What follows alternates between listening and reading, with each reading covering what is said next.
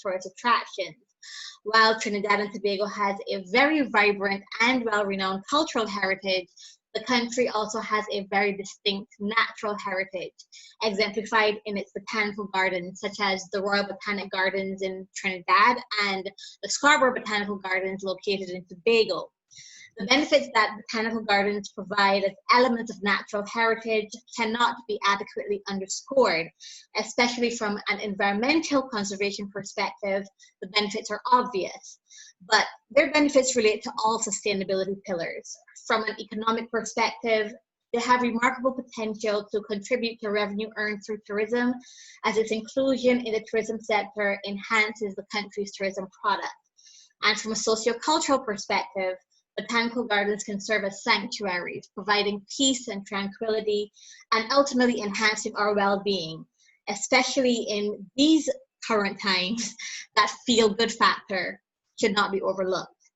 And as they contain key species of flora and fauna that help to personify Trinidad and Tobago, they serve as well-preserved centers of national pride and identity. So, the development of botanical gardens as tourist attractions is what brings us here today. How we can enhance some of Trinidad and Tobago's greatest natural heritage resources to position them as world-class tourist attractions while maintaining their preservation.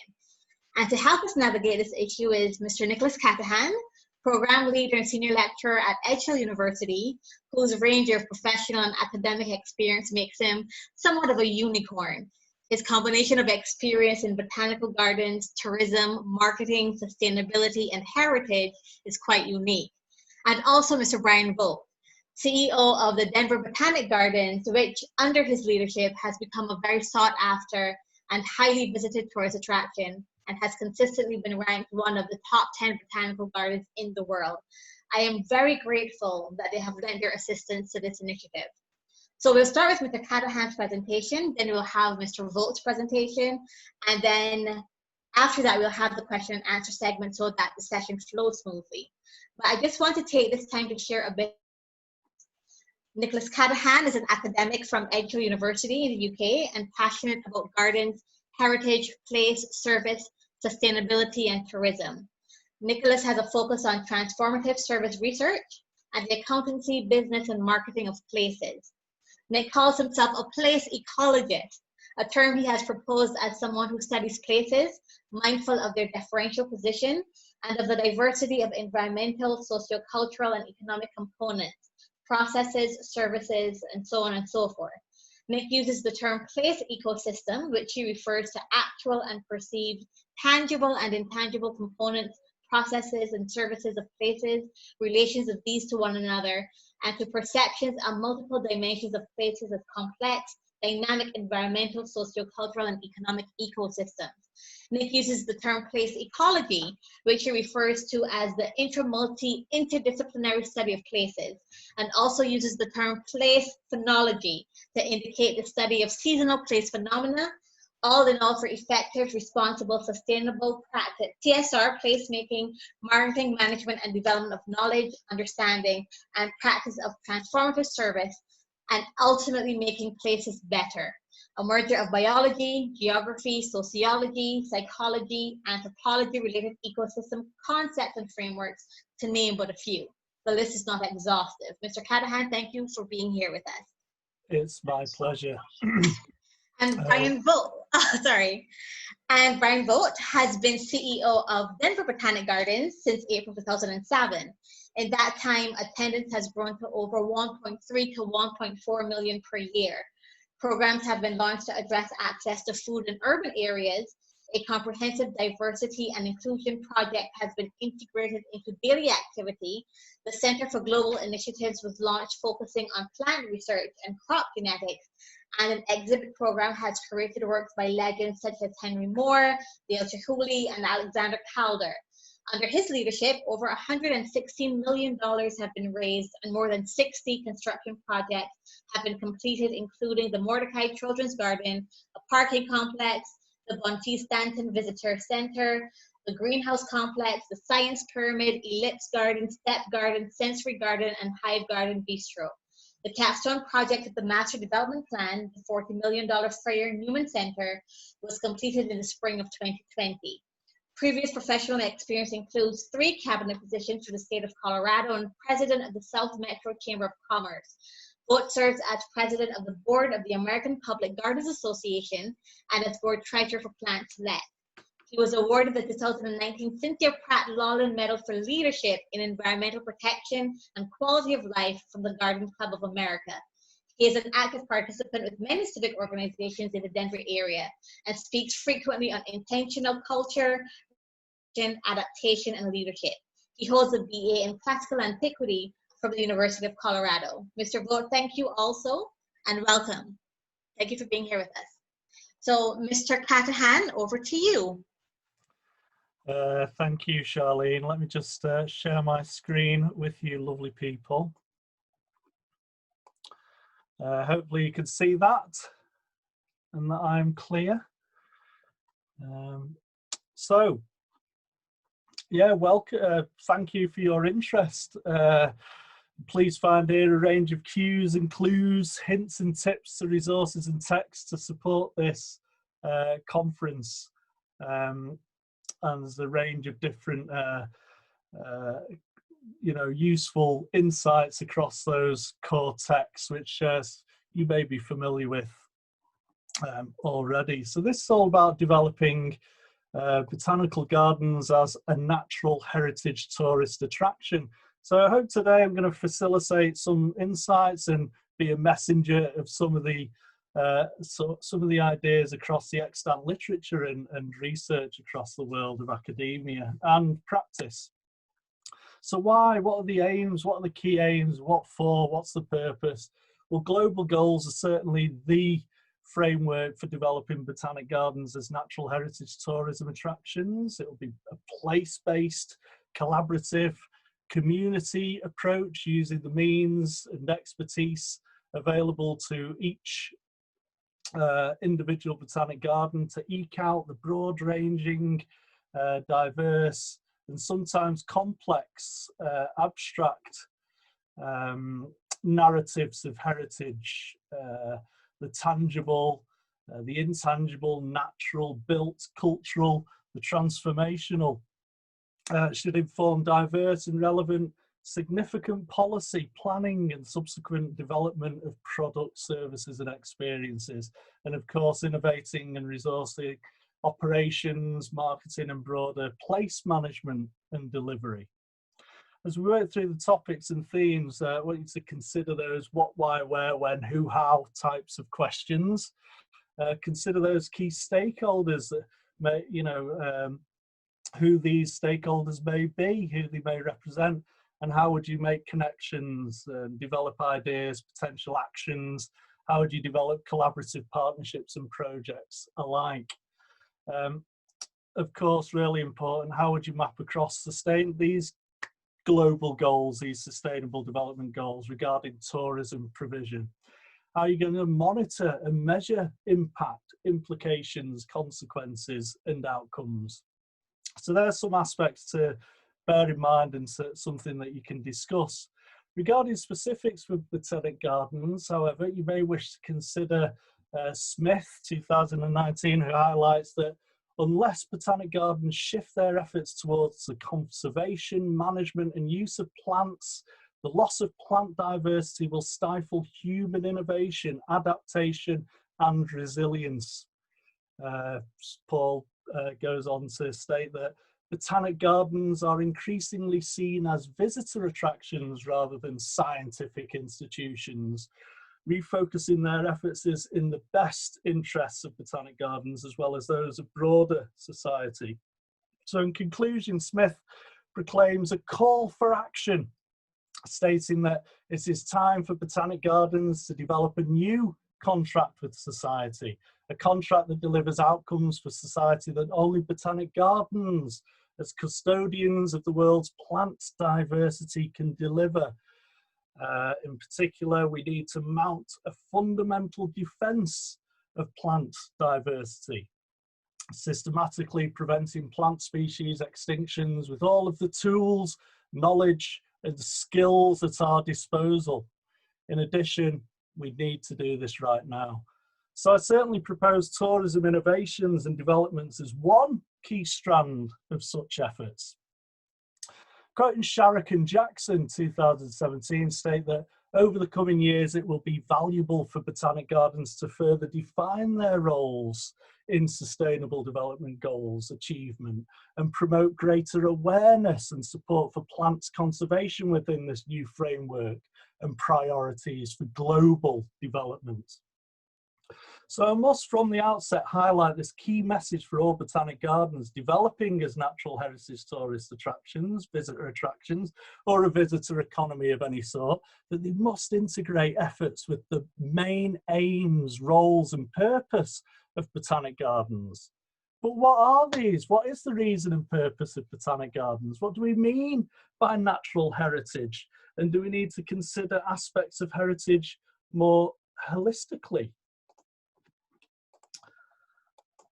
So what do we mean by natural heritage and a natural heritage tourist attraction? Here we can see a definition of natural heritage via UNESCO 2009, who defines natural heritage as all these things here listed: natural features, geological, physiographical formations, delineated areas that constitute the habitat of threatened species of animals and plants, natural sites of value from the point of view of science, conservation or natural beauty, private and publicly protected natural areas, zoos, aquaria and botanical gardens, natural habitat, marine ecosystems, sanctuaries, reservoirs, etc.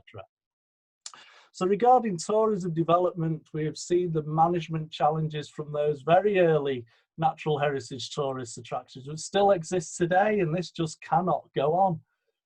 Such challenges which are well known by academics, practitioners, many tourists, but especially host communities. Coming back to heritage and botanic gardens, such institutions have many other layers alongside the natural.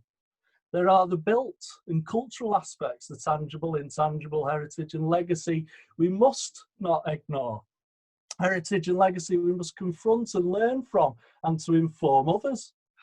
Whether localised botanic garden communities themselves, broader local communities, but of course inform and engage local communities linked to and the domestic and international visitors to our botanic gardens. They must be made aware and informed of the pluralist narratives that exist, new, old and ancient. It may be the stories of the current, the contemporary. What about the indigenous, the foreign, the native, the non-native, the collaborations and key research activities and programs, to the display of collections, their introduction, their individual heritage and story and legacy? What about the everyday people and forgotten others, in contrast to those key figures in history in the making and running of our botanic gardens? Some of what I'm also talking about here are the complexities of what may be deemed hard or soft tourism narratives, or the good and bad narratives, maybe the easy and difficult narratives, which must all be considered. Context and history must be explored and explained. Botanic gardens have thousands of years of heritage. Some botanic gardens already introduce such historical reference to their visitor economies. There are certainly exemplars of outstanding practice and opportunities to further develop. Whether a young or old botanic garden, we exist in an informational age, a knowledge economy, an experiential economy with opportunities to create real change in a variety of ways for the here and now and future regarding plants, people, planet, prosperity, peace and partnership. Quote from the RSA to 2020 citing what is heritage.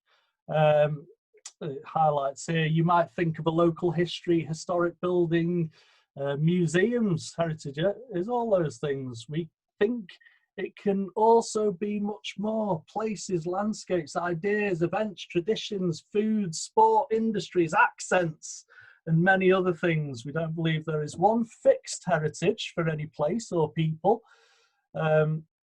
Places that don't fit a traditional idea of heritage can still be rich in heritage. Communities that have often been overlooked can be part of a defining local identity. So yes, let us develop botanic gardens as places of natural heritage, but also built cultural and the tangible and intangible, the local, the regional, the national, and the global. So definitions, what is a botanic garden? According to Botanic Garden Conservation International, botanic gardens are institutions holding documented collections of living plants for the purpose of scientific research, conservation, display, and education. In 2018, BGCI updated the criteria that define a botanic garden to have a greater emphasis on conserving rare and threatened plants, compliance with international policies, and sustainability and ethical initiatives as part of that definition.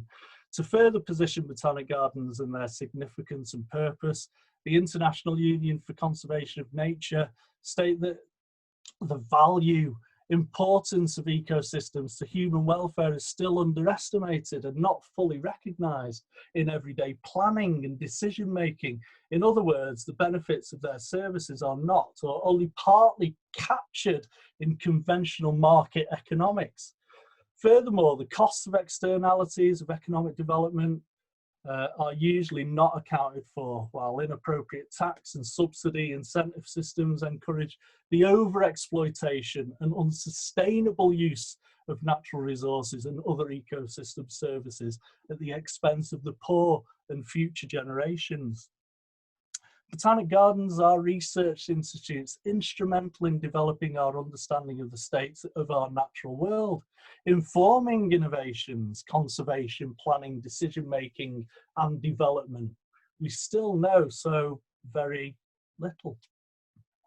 The extant literature on the development of botanic gardens highlight that it's really important that we ensure the enhancement and support of these key aims and potential transformational roles, responsibilities and actions of our botanic garden communities, building on the innovation of staffing and workforce development to meet such critical aims, growing these institutions to be more research active, growing staff and volunteers alike, cultivating, nurturing, branching out, rooting deep, blossoming and fruiting for seasons to come, with purpose, with responsible management, marketing and responsible tourism, and ultimately with global goals in mind.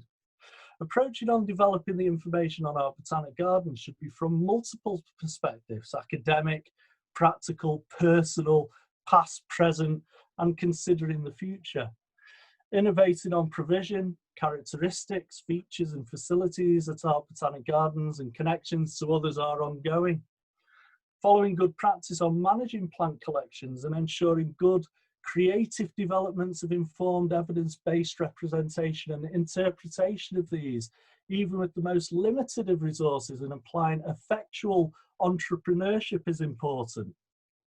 Building on the democratisation and accessibility of botanic gardens for all and the associated conservation programmes and research programmes and education programmes are all important and key to developing as contemporary botanic gardens.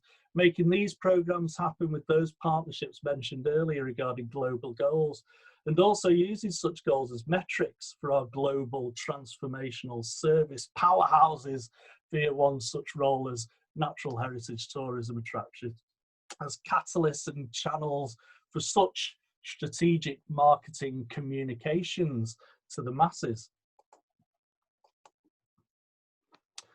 So the last count I did through the BGCI's garden search on botanic gardens, we could see they are scattered worldwide and all part of an international botanic garden family and community with diverse research activities, conservation and education programs and displays of collections. We know that botanic gardens are well loved and well visited. Brazil, Russia, India, China are the emerging tourism markets, as are the over 60s with a growing so-called silver tourism. Of course, whole forgotten others regarding wants, needs and wishes to engage with natural heritage worldwide too, such as those from across different socioeconomic groups, those from certain communities, ethnic communities, communities with disabilities, and so on and so forth. So development will come in all guises. Botanic gardens have varied ownership, provision, expertise, management and marketing practice staffing, volunteers and friends and visitor economy offerings. Botanic gardens worldwide either have access to a great deal of or have limited access regarding backing, finance, funding, support, provision and resources. Botanic gardens, like their collections and wonderful, insightful, proactive communities, also reveal a range of creativity and innovation to drive their policies, planning and developments. And with today's focus being on tourism policies, plans and developments being a key component to many of their strategic approaches. However, there are a number of opportunities to consider building on our understanding of developing botanic gardens, in particular as so-called tourism visitor attractions and the wide-ranging implications and consequences that can bring. Many scholars highlight a systems approach, introducing ecological, ecosystemic models which have been widely applied and adapted beyond biology in the likes of Aristotle, Theophrastus, the first botanic gardens as we know them today, the Orto Botanico di Pisa, Padua or Firenze of the 1500s, to Ernst Haeckel and Arthur Tansley work on ecology and ecosystems across many disciplines, including social sciences such as human geography, business, management, marketing, education and health. So what's proposed in my own ongoing research is a place ecology, studying places as an ecosystem, trying to bring together all these multidisciplinary complexities of places to make places better. And in this case, improve the development of botanic gardens as heritage tourism attractions, as significant institutions, a part of places locally and worldwide. So we must consider the global, national, regional, local botanic garden place ecosystem as I promote it. The individual botanic garden and its interconnections, where it sits within the broader place the botanic garden is situated locally, regionally and nationally. We must consider and aim to audit the infrastructure and existing and potential interconnections, the defining elements of the place and botanic gardeners' place within a place and connected to other places, the collections, narratives, services, perceptions, visitor numbers and non-visitors, footfall in situ and online, levels of interest, access and engagement, budgets, spend and return of investment, to name some leads. Consideration of a proposed place phenology, what I'm investigating and theorising, linking to the study of cyclical and seasonal phenomena happening in a place regarding the calendar of events attached to the broader place and the events attached to botanic gardens, communities, connections, collections and visitors. It's about a marriage of the complex dynamics of place and plants, people and places. Botanic gardens of many interconnections and potential interconnections via events, festivals, fairs, fates and calendar dates, an opportunity to tap into the delight, the surprise factor and the powerful driving factors to transform and improve and meet a variety of challenges.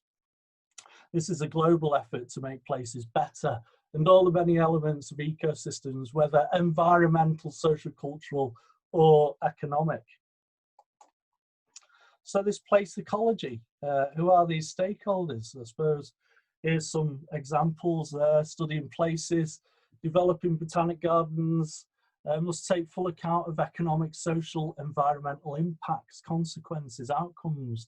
Innovating on botanic gardens' aims and activities in relation to tourism, we must consider the roles, responsibilities, opportunities within this place ecosystem, the sectors, organisations, groups and individuals regarding policies, regulations, collaborative partnerships, innovation, enterprise, backing, funding, access, research, conservation, education, displays, interpretation, admissions, pricing strategies, retail, merchandise, souvenirs, catering, events, transport, accommodation, private hire, leasing, cross-marketing.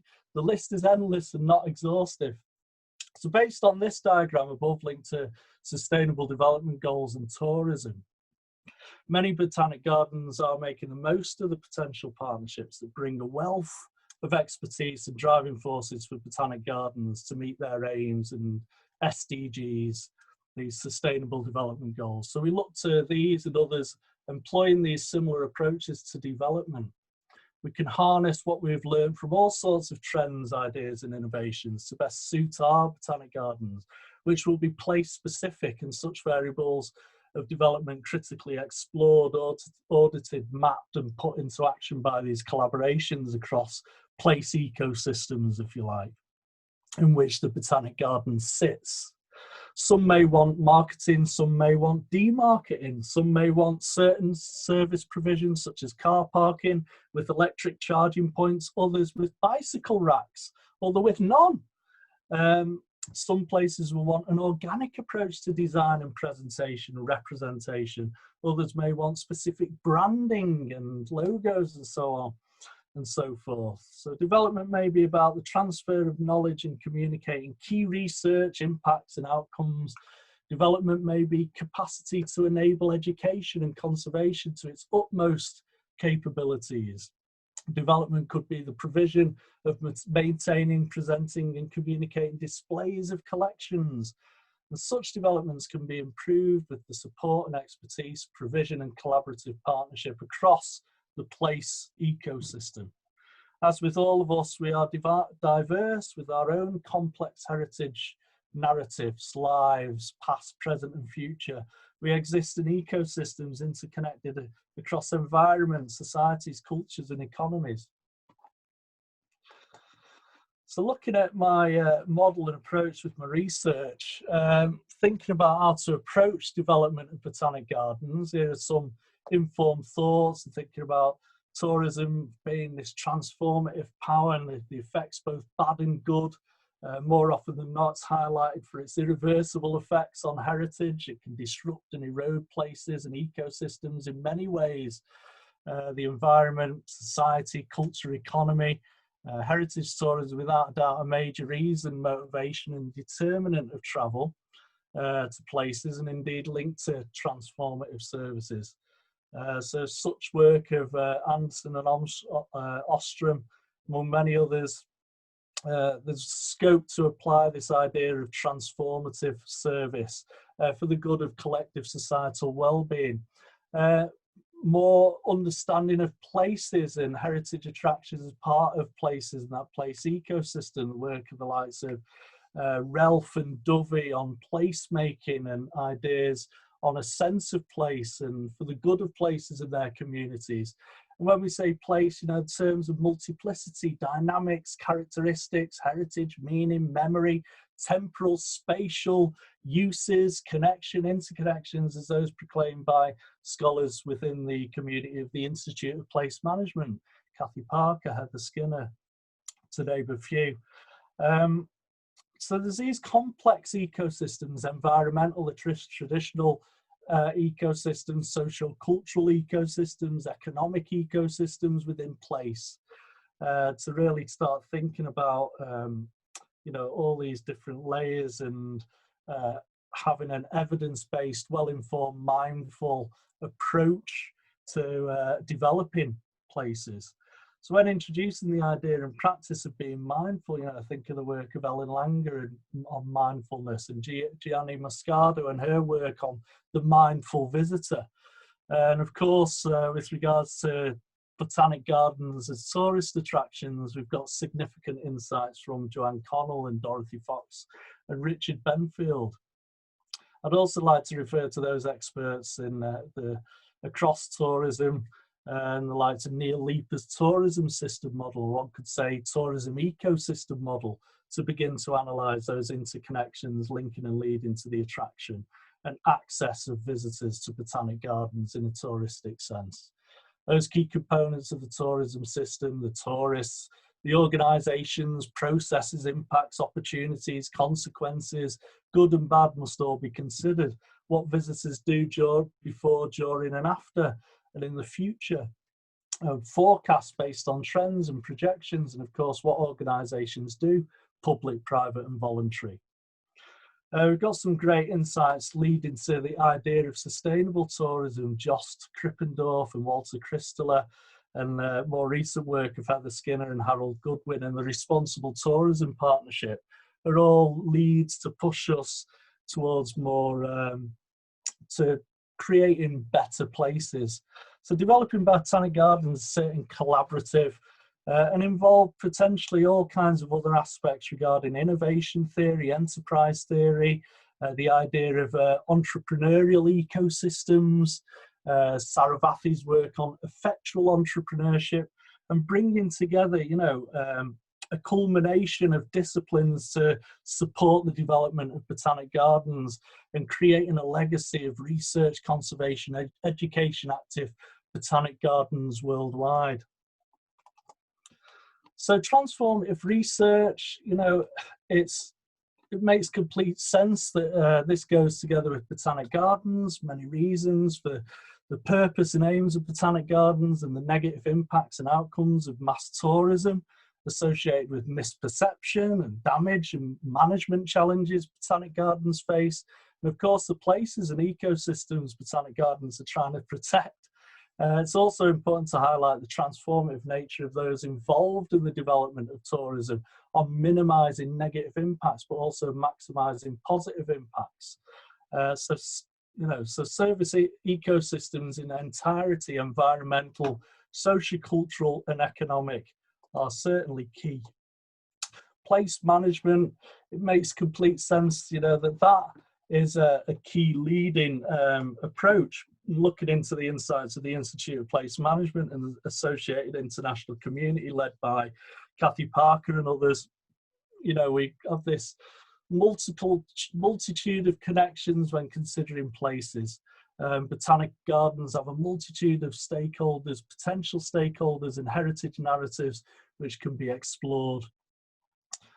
So marrying these together hopefully will lead to more responsible forms of tourism. And quoting Goodwin, responsible tourism is about making better places for people to live in and better places for people to visit, with emphasis on host communities first and foremost, and then the tourists, then the visitors.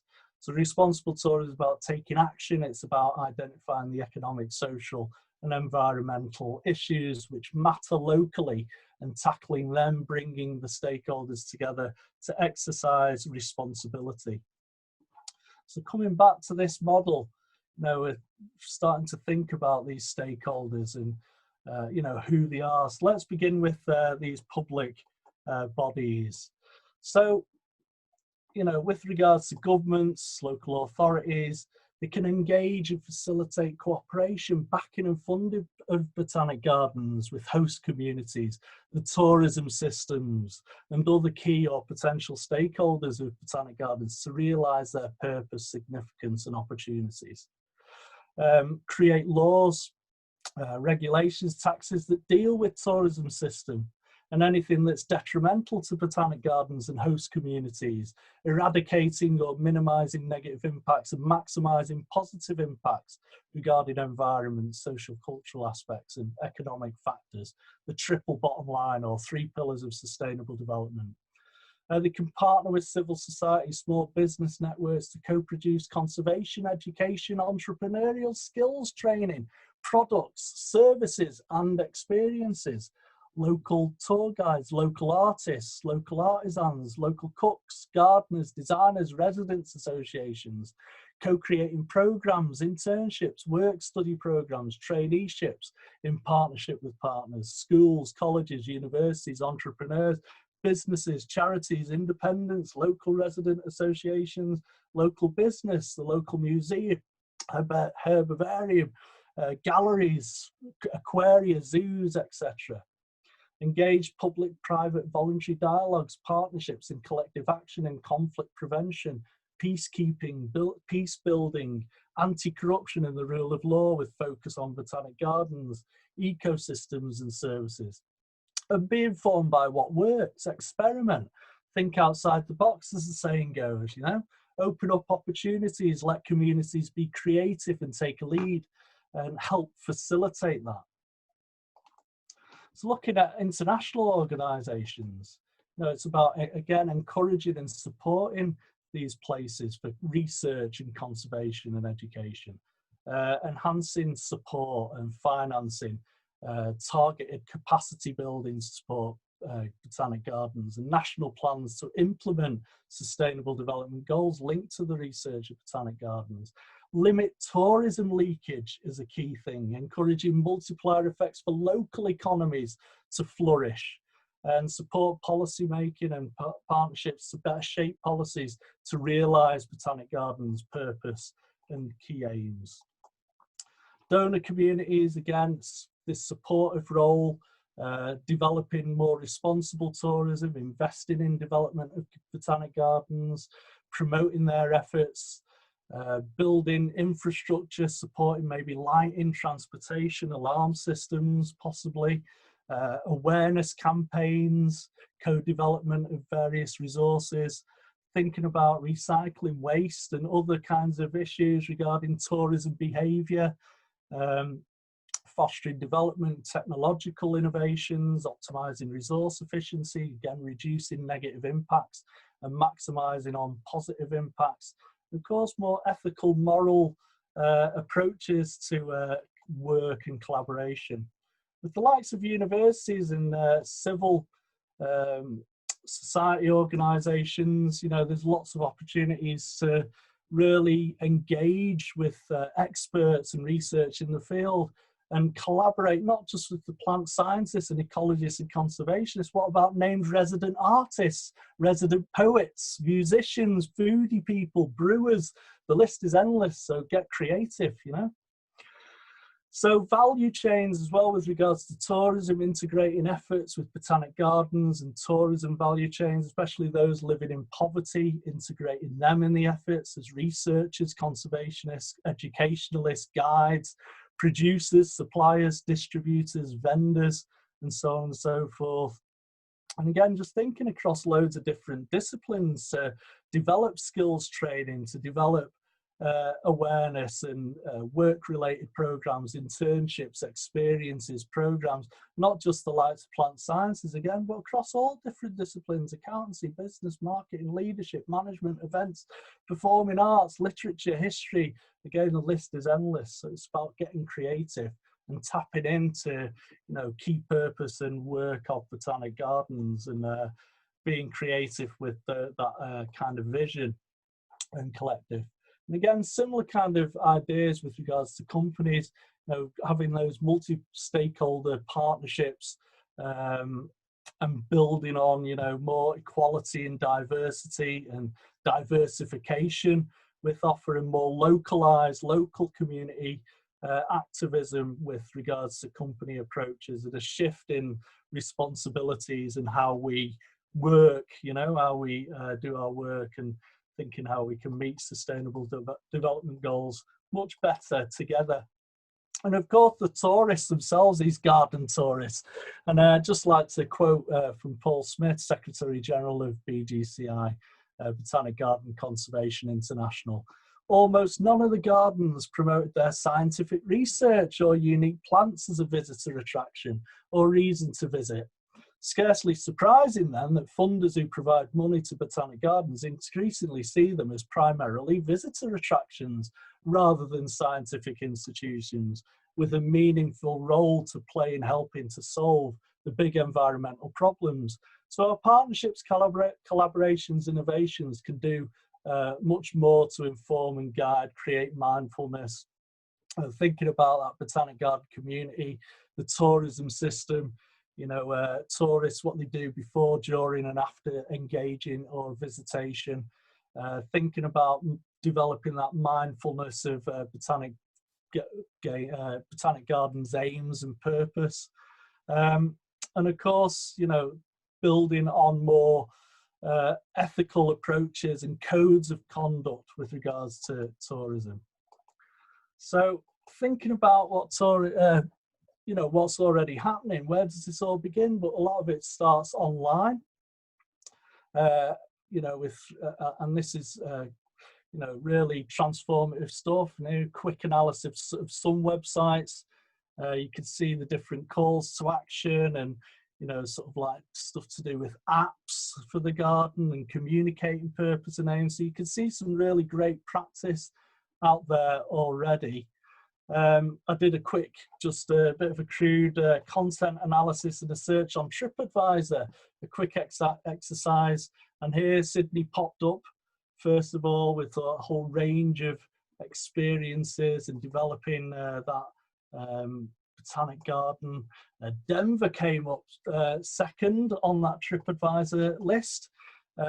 Many scholars in the likes of service marketing and management highlight as exactly these sentiments and reviews one must aim towards: delight, yes, delight, and wow factor, and those all important engaging experiences. So from those, across the whole array of botanic gardens, new and old, those still to be developed, there's all kinds of great innovations that we can learn off. And no matter how small or large, owned by public, private, voluntary sectors, little or large budgets, limited staff and volunteers, or a wealth of staff and volunteers, creativity, innovation, and collaborative partnerships can enrich the aim and purpose of botanic gardens worldwide, but also benefit plants, people, places, and the planet, who may depend upon cutting-edge research, conservation, and education of our global botanic garden family.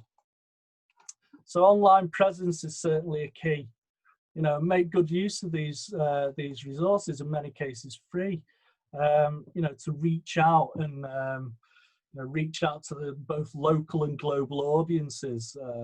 Even just one main channel, focus on that. Again, just like tourism, everything we do has implications, impacts, consequences, and outcomes. Remember that key message must connect to purpose and aims of each botanic garden. So coming towards the end of this quite a whirlwind brief conference on botanic gardens development. So it's about getting together, figure out these potential stakeholders, these multiple stakeholders, be proactive, be innovative, creative, entrepreneurial, with means and opportunities that are available to you. Enjoy the process, enable the process, be proactive, and realize that what you develop now will lead to becoming more informed and evidence-based in your approach, and good for plants, people, place, and the planet. So let's nurture such an approach to improve and make places better, and also leave a legacy which teaches us how we ought to exist, informed, mindful, respectful, and all those qualities that many have tried so hard to instill over the years. Let us make it local and make it a global reality. So I'd just like to finish off by just saying, it's all very well developing as a visitor attraction. However, as highlighted from the outset, botanic gardens worldwide have key aims and purpose which must be at the forefront of any development plans, policies, and practice. Key ideas and good practice of mindfulness, effectual entrepreneurship, and all that comes with this: creativity, collaboration, innovation, with the means available to name a few. Transformative service research, considering both positive and negative transformations and ways forward. Responsible tourism, acting locally on a micro-environmental scale, maximising positive outcomes and minimising negative. Likewise, sustainable tourism regarding the macro-environmental factors impacting upon places, including ethical dimensions, and of course acting globally with sustainable development goals. Responsible strategic marketing and ways forward for not only botanic garden communities but many others too. For the transformative service of places, and in this case developing botanic gardens as places of transformative service for scientific research, conservation, display and education, whilst developing as a natural heritage tourism attraction, one strand and part of their policies, plans and development. So thank you ever so much for having me. I can breathe now. Your time, attention really is much appreciated. Thank you.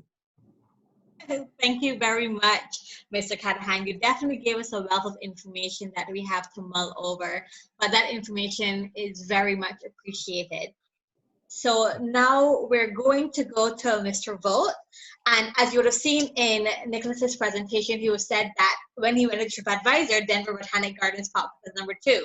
If you go on Lonely Planet or anywhere else, you will always see Denver Botanic Gardens in that list. And that is why we're very appreciative of the fact that Mr. Vogt is here to share with us how Denver Botanic Gardens became the success story that it is under his leadership.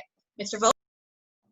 Well, thank you so much. And Nicholas, I really enjoyed that incredible, expansive view of botanic gardens around the world. And I want you to know, I have a close connection to where you live. I went to university in Lancaster and still have a goddaughter there, and just visited last Christmas. So I wish I was there, and I also wish I was at Trinidad Tobago right now. I love the Caribbean and have been down there many, many times. But I'm also very happy to be in Colorado. It's a very unusual, interesting, dynamic place that is in the process of pretty dynamic change right now. And I thought after Nicholas's presentation, what I could probably do that might be helpful is to just outline briefly the journey Denver Botanic Gardens has been on for the last 13 years specifically, but 60 years collectively, that has brought us to a place of real relevance in our broader community. And I start where most American botanic gardens or US botanic gardens started, and that is enormous jealousy of European gardens. We had garden clubs and conservation groups and forestry organizations that collected in different cities and began to think of we need to have a botanic garden.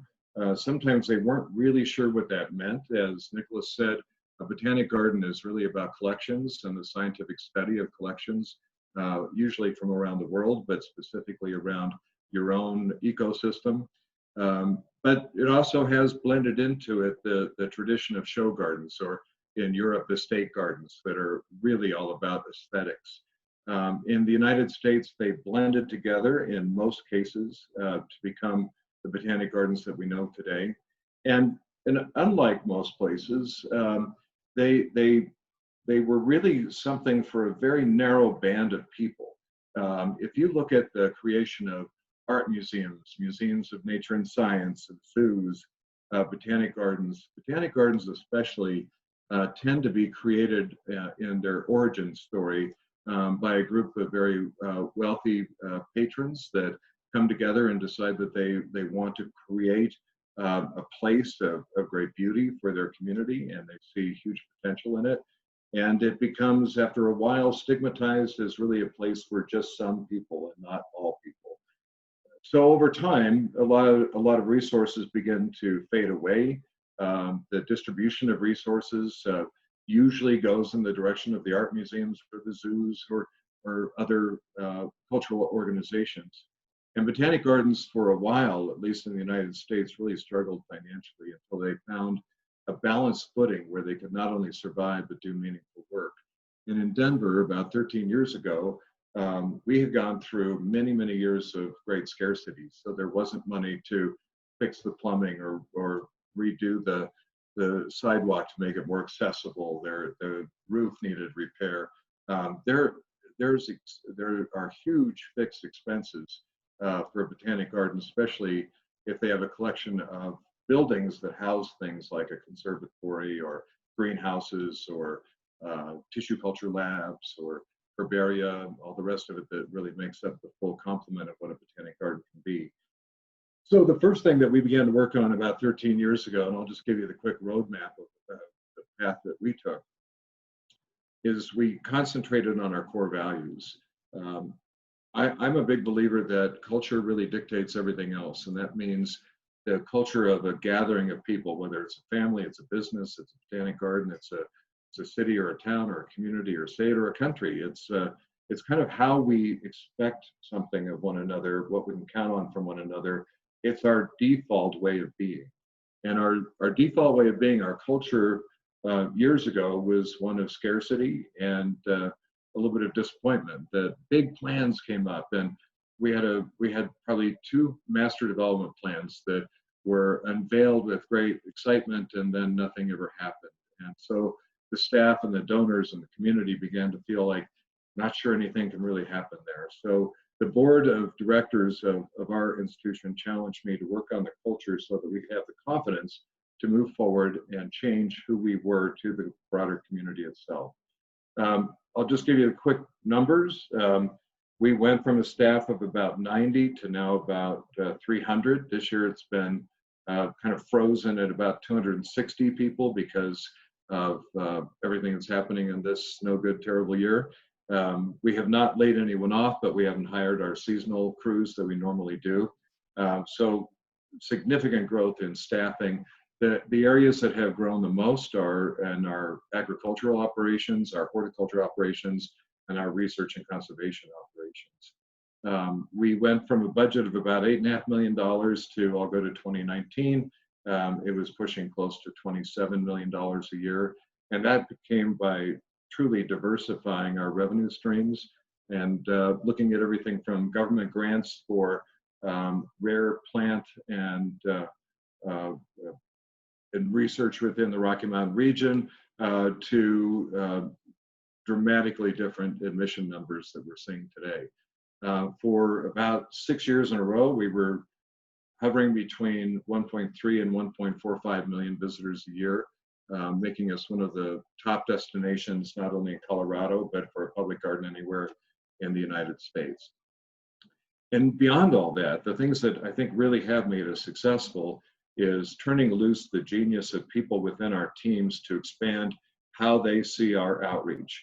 So you should know that Denver is not just a downtown urban garden that has 50 individual gardens within it, that has a high concentration on research and science.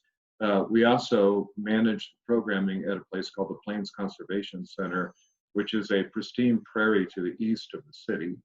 And then we manage the programming and the plantings at a 12,500-foot botanic garden called Mount Goliath, which is a bristlecone forest and a high alpine garden. It's the highest curated garden in North America.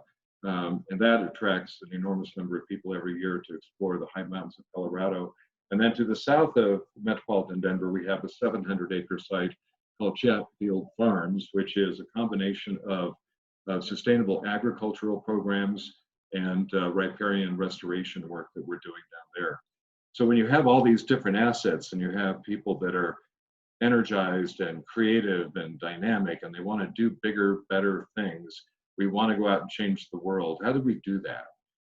We really honed in on one big theme, and that was creating gardens for all people, so that we really did bring in the communities that reflected the actual population of our region. And we hadn't been a dozen years ago.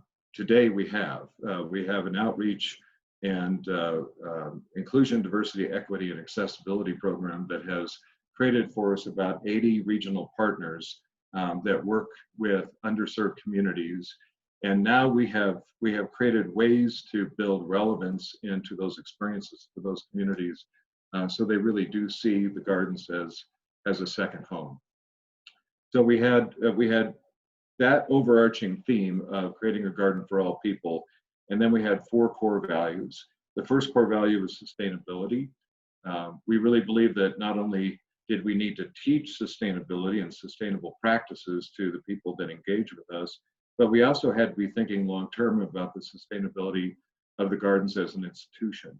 That means making wise, strategic decisions over a long period of time so that we weren't in a flux of funding and support and visitation and staffing. We really wanted to stabilize the organization over the long haul and to incorporate on our site itself sustainable practices that would not only benefit our own economics, but would actually help teach people of what they could do in their own lives. So sustainability, the next one is relevance. If you have a cultural institution and people come and they don't feel like they belong there, if they don't feel like they connect, it doesn't work. And so one of the first things we did was made all of our interpretation bilingual. We began to explain things in entirely different ways. We began to do visitor surveys to find out what people were expecting from their experience, what they were surprised by, what they really appreciated the most. We tracked where they go in the gardens, how long they stay in various places, really trying to understand the visitor experience and what we can do to make it relevant to them. The third area, the third core value, was diversity.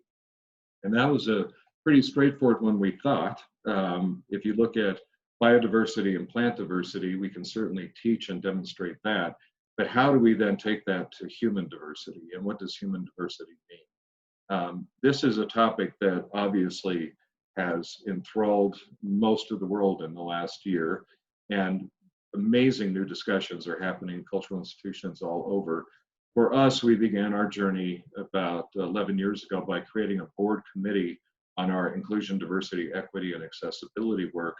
And they have done tremendous, tremendous things. We have an extremely diverse board on all counts. We are diversifying our staff. We've diversified our vendor relationships. And absolutely, we've diversified the audiences that we draw into the gardens and create experiences for them that are, in some cases, niche experiences just for individual communities, and in other cases, making sure that everyone feels welcome to the broader experiences that we offer. The last one is transformation, and this really goes to a lot of what Nicholas talked about.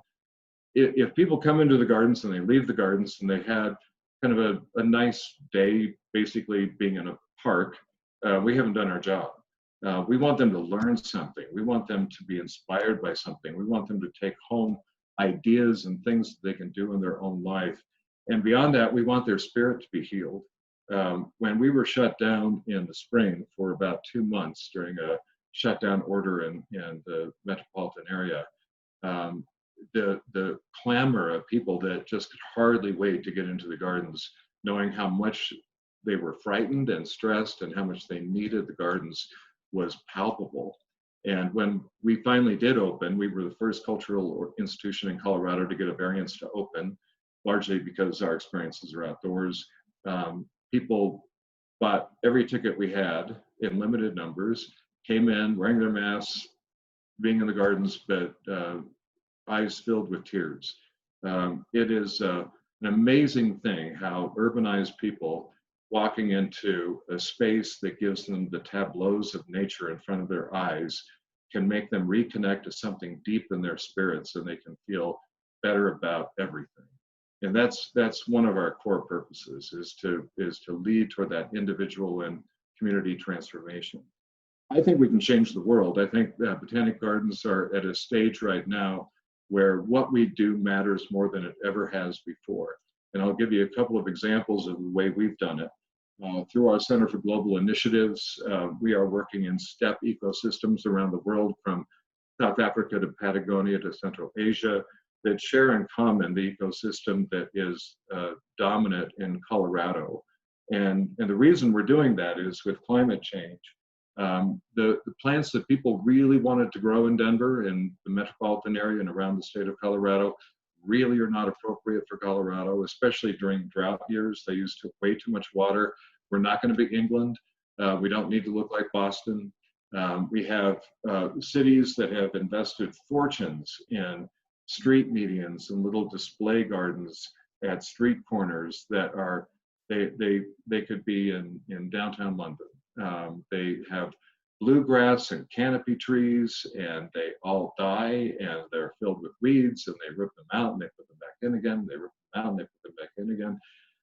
So we started a horticultural outreach program where we're actually working with communities all over the state, and these are cities and counties, to help them understand what they can plant that they don't really have to take care of because they actually belong here. So we have many, many street medians now that we've redone, working with local partners with plants that they don't require any additional irrigation after the first year. They look stunning, they look appropriate, they look like they fit. There's hardly any maintenance whatsoever. This is what we all need to be thinking about. What is authentic to our own environments, and how can we inspire people to fall in love with what actually works instead of what they're trying to force to make happen that really isn't appropriate. Another area where we're doing that work is in food. We have projects at local housing developments where we have raised bed farming that we're teaching the residents, we're using to teach the residents to to grow their own food. In one case, they have a culinary school for job training, and residents are able to grow the food and then take it to the shop and work on recipes and cook the food and then serve it in a restaurant. So they get the entire experience of growing food to the retail aspect of selling food.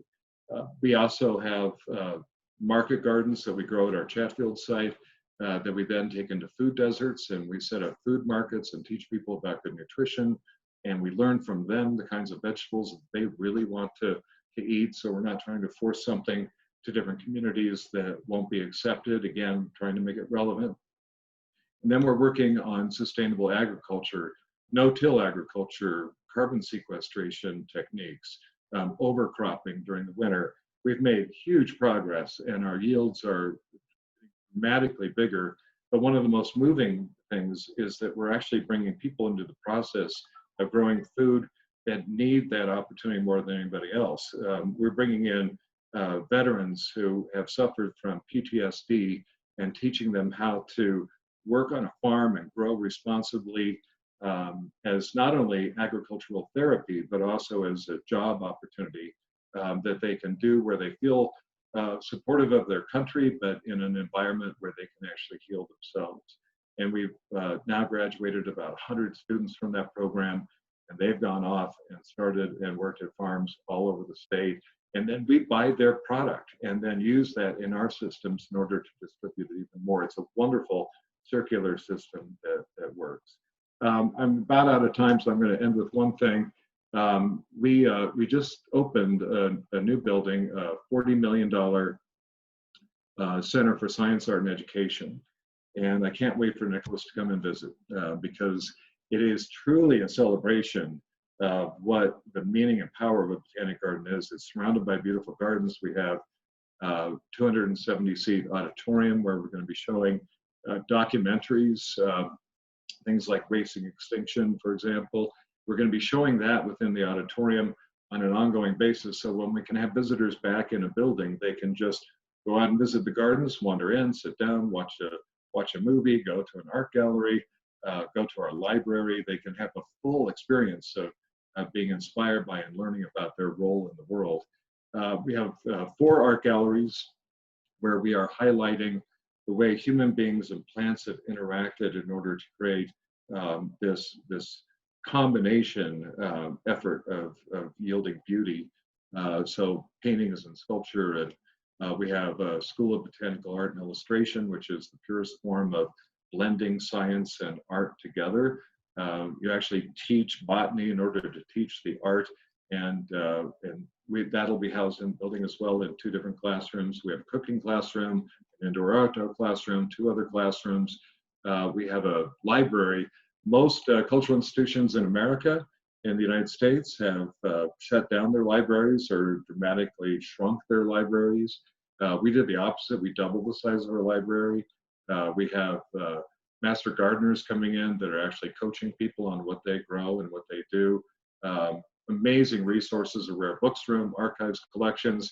But what will really make Nicholas happy is that we brought science to the fore in this building. So when you walk in this spectacular atrium, in the very back is a glass wall showcasing our newly expanded herbaria.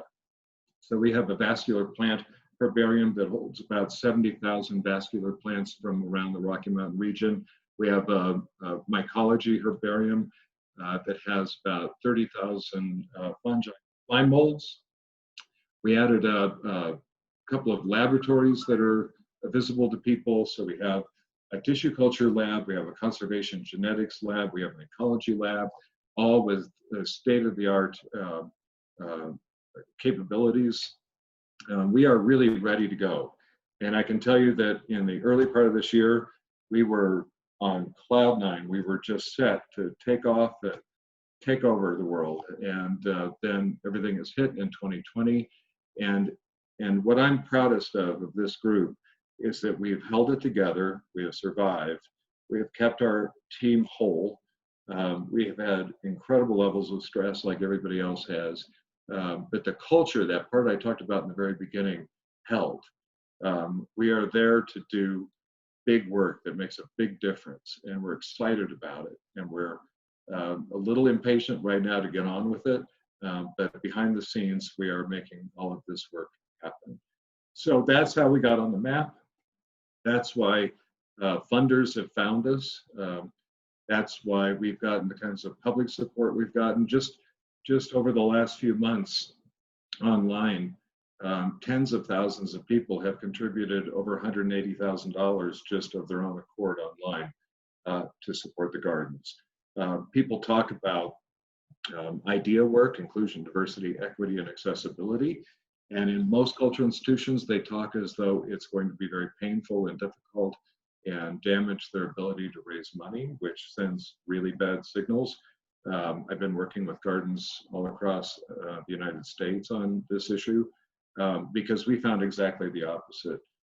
The donors of the future are concerned that we're doing the right thing. They want to know that we're doing something that's responsible for the planet, and they want to know that we're doing something that is responsible to all people, that we are institutions worthy of their support. And when we can demonstrate that we're doing that, the support comes. So I wish you nothing but great success, and I can hardly wait to come down and visit. And if I can be of any help to individuals here, happy to take questions, but I know we're running out of time. Charlene has my email address. If you reach out to her, I'd be more than happy to connect with anyone as you advance your journey. Thank you. Thank you very much, Mr. Vogt. It has been awesome hearing about all the things that Denver Botanic Gardens has done and continue to do to enhance it, and just take it from one stage to the other. And even hearing about how people were literally clamoring to get into the gardens after the restrictions were lifted really shows the value that it has to people's well-being. Thank you so very much for sharing that with us. I have asked, I'm going to move on to the Q&A segment. I have asked people to either type their questions in the Q&A box, or if you would like to ask your question verbally, please use the raise your hand function. I see there is a question already from Ms. Jamila Martin. How can technology be incorporated into botanic gardens with a view to having smart gardens? Well, that's a great question. I'll take a jump at that. We dramatically increased our information technology department, thank God, about 3 or 4 years ago. And without it, our delivery of service and communication and connection would have been so hindered.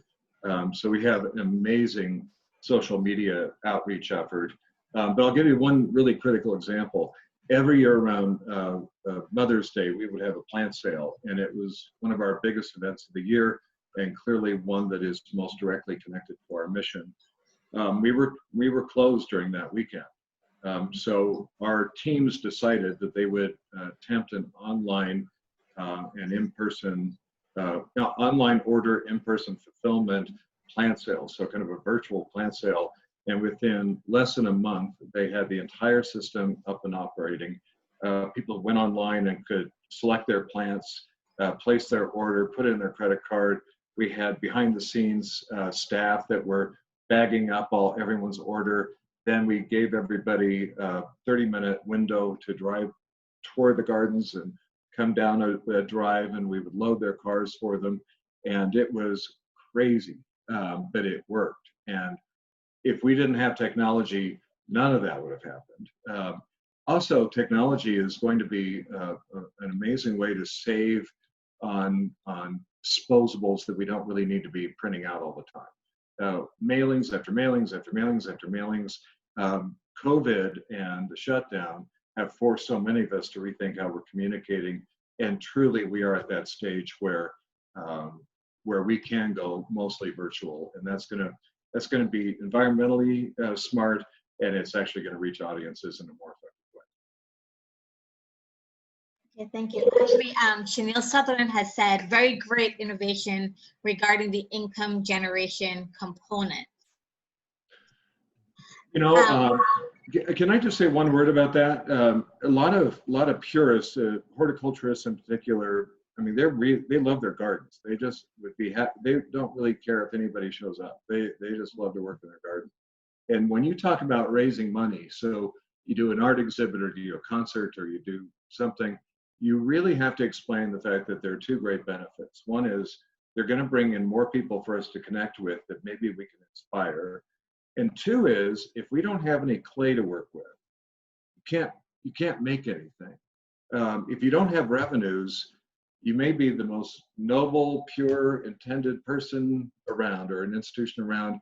If you don't have anything to work with, you can't really make the difference you want to make. So you've got to keep that balanced of mission-driven work and making a difference and an impact and raising the funds to do it. And I believe you can make them one and the same thing.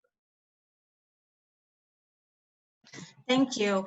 I do have a question. This question is for Mr. Catahan. You had mentioned in your presentation something about the mindful visitor. And that is something that has been, popping up every once in a while for the past few years, especially with the minimalist movement, the hugger movement, the slow living and slow tourism movement.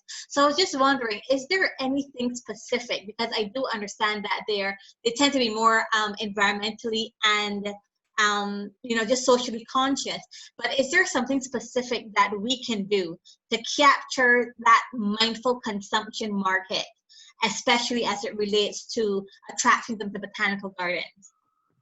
I think with regards to mindfulness, it's just, as Brian was highlighting, that transformational element. So creating the change, being a catalyst in, your strategic approach to marketing, communications and interpretation and displays, and I suppose presenting what work you're doing or collaborations that you're sparking off, and connections that you're making that link into some real hard-hitting impacts and outcomes with regards to the work that's going on connected to the Botanic Gardens. So there's whole ways and means of doing that. That online presence is certainly a key capture. We're seeing different heads of gardens and directors doing little TikToks and Instagrams and all kinds of little things that are just creating that dialogue, that conversation that moves away from these places just being a walk in a park and a place for,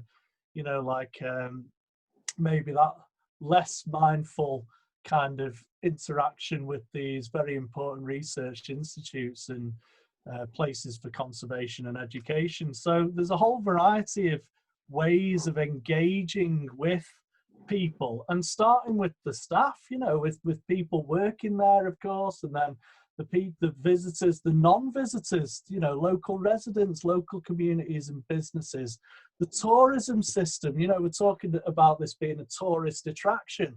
The tour agents, the tour operations, the hoteliers, the tour guides, all need to have that mindfulness and also their deferential position with regards to representing and engaging and I suppose introducing, and I hate some of these words, but like the consumption of places and the consumption of tourism products, if you like, and experiences, but having that vein that runs through, all these kinds of conversations, whether, in traditional formats or online and that kind of thing, with that mindful kind of agenda and creating that engagement and that learning, and of course that transformation where people are then, sort of like whole communities and generations kind of change their whole way of doing things, their behavior, if you like, and we've seen the effects of tourism behavior,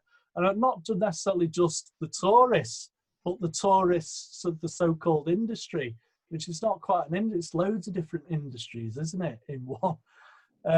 But changing that as well with regards to mindful. So it's quite, there's a whole ways and means of doing it. And you'll soon realize when you've got that kind of return of the investment in creating that change, when you start seeing evidence of it, and that could be, I don't know, maybe footfall into the place.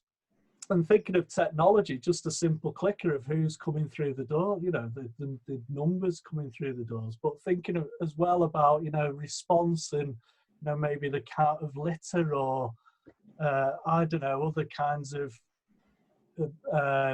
projects coming about as a result of some of your campaigns, maybe, you know? Okay, thank you. Thank you. That is something very important to consider.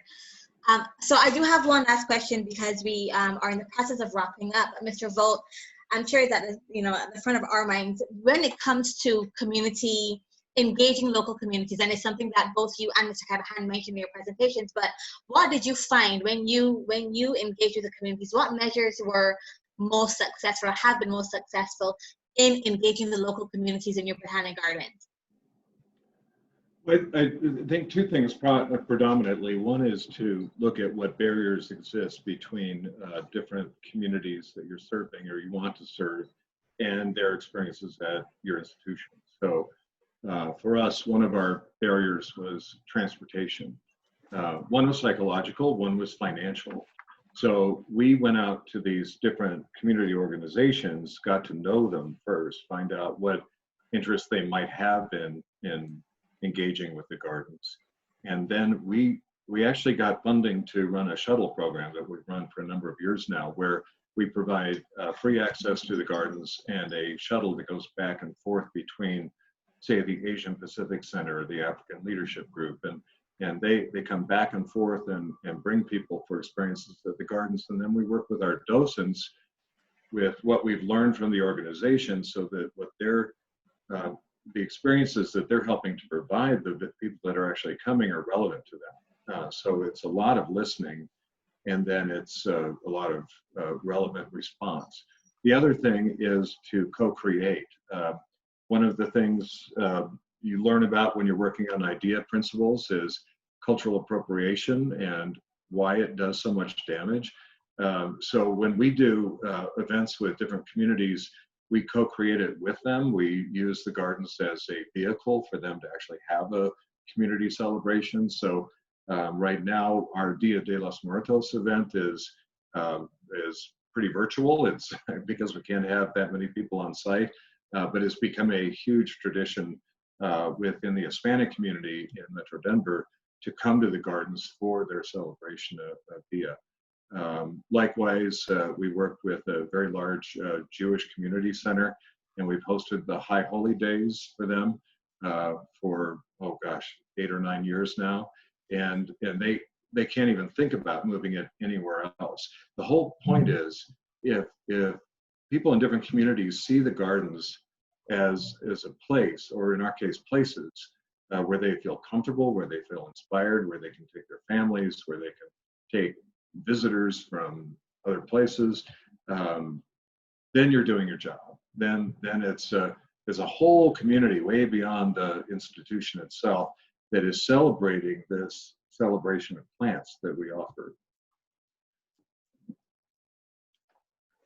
Thank you very much, Mr. Vogt. We are coming to the end. Oh, sorry, Nicholas, were you going to say something? Yeah, I was just going to support Brian with those different kind of co-creative approaches, and this idea of effectual entrepreneurship, where you may not have the big budgets or the means with some of the scales of Botanic Gardens and examples around the world and their work in collaboration with communities.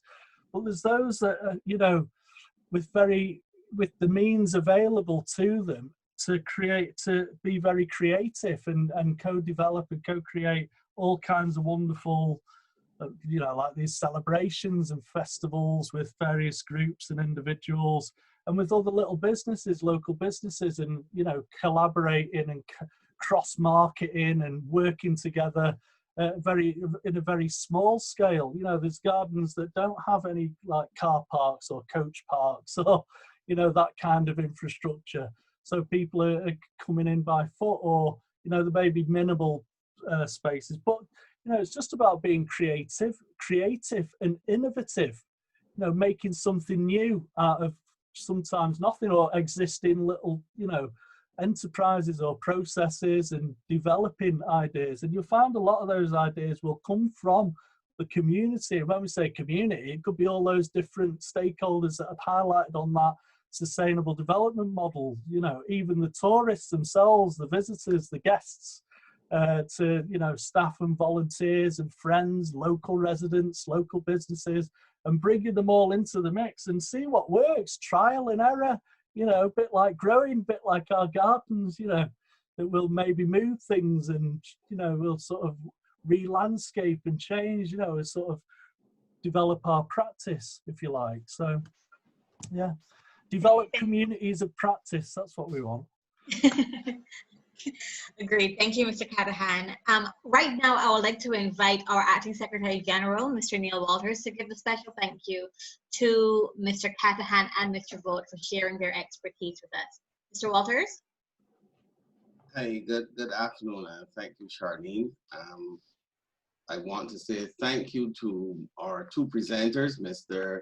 Catahan and Mr. Vogt, for interesting presentations in an area that is not necessarily new to the Caribbean, but definitely in these things, we are looking at all kinds of innovative ways to improve our product.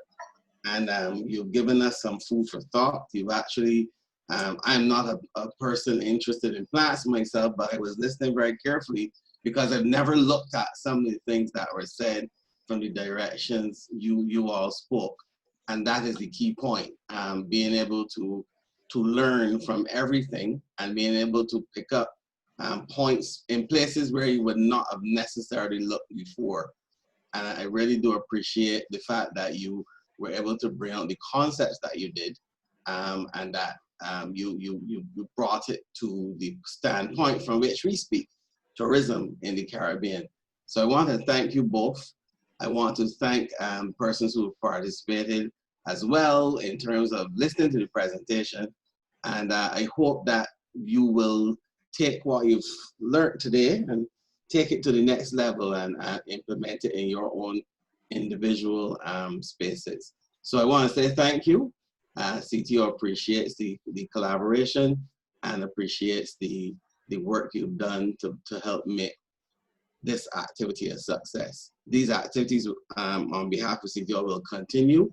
So without further ado, Charlene, I'll just hand back to you again, saying thank you to everyone. And we are very appreciative of your inputs today. Thanks. Yes, thank you. Thank you, Mr. Walters. I would like to thank you also again, Nicholas and Brian, for being here today. So thank you. But before we leave, I would also like to say a special thank you to Ms. Jamila Martin in the Ministry of Tourism of Trinidad and Tobago for making sure that the communication between us and Trinidad and Tobago continued so that we have an understanding of what their needs are. So Jamila, thank you very much. Thank you for the continued engagement. You're awesome. With that being said, thank you to everyone who has participated this morning. Well, no, this afternoon. Please stay safe and please stay tuned. There will be a recording of this. This webinar has been recorded, so this recording will be shared with all of the participants as well as you, Nicholas and Brian. And please stay safe. Actually, just one other thing, Nicholas, if you wouldn't mind, would you be willing to share your presentation with the attendees? You can send it to me and I can, great, you can send it to me and I'll share it with them. So thank you everyone, stay safe and take care until next time. Bye.